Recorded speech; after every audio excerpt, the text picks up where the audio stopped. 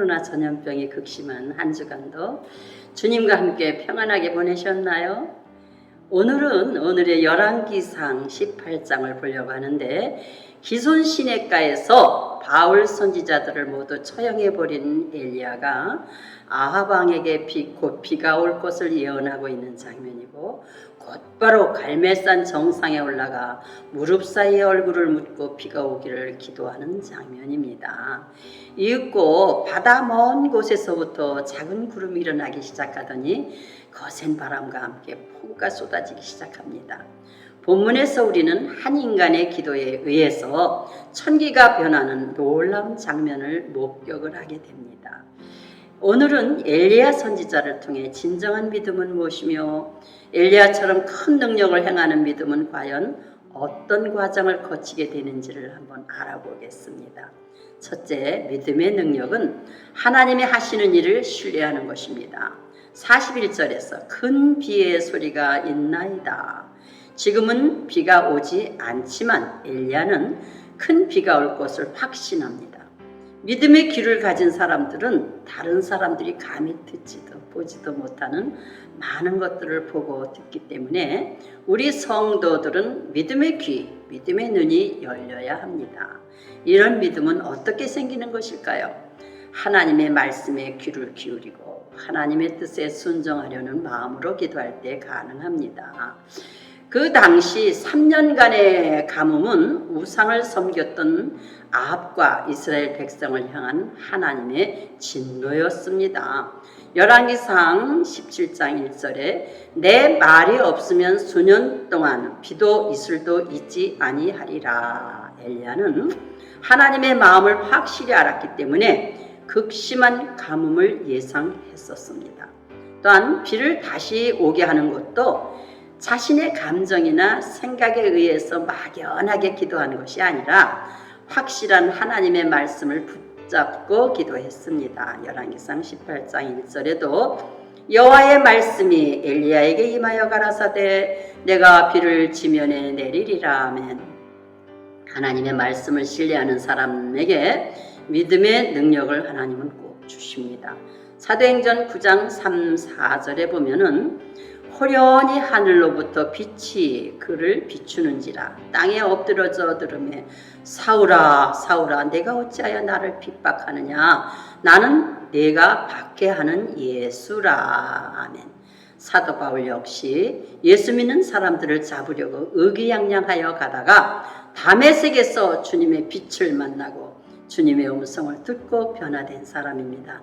불강력적인 거부할 수 없는 하나님의 은혜였습니다. 바울이 변화된 후에는 감옥에서도 환난이나 핍박도 질병 그 무엇도 바울이 복음을 전하는 발걸음을 막을 수가 없었습니다. 우리들도 곳곳에 십자가가 세워지고 이민족이 깨어나는 소리를 들을 수 있어야 하며, 동토의 땅 북한을 비롯한 온 열방이 하나님께 부르짖고 기도하는 소리를 듣고 응답하실 것을 믿음으로 확신하는 믿음이 있어야 합니다. 또한 두 번째, 믿음의 능력은 오직 하나님만 의지하는 기도를 하는 것입니다. 42절 땅에 꿇어 엎드려 그 얼굴을 무릎 사이에 넣고, 엘리야의 기도의 특징은 간절하고 뜨거운 기도였어요. 그리고 끝까지 포기하지 않는 끈질기고 확신에 찬 기도였습니다. 지금은요, 전 세계가 코로나 전염병으로 개인의 삶은 물론 국민들의 생업에도 경제적인 위기에 놓여 있습니다.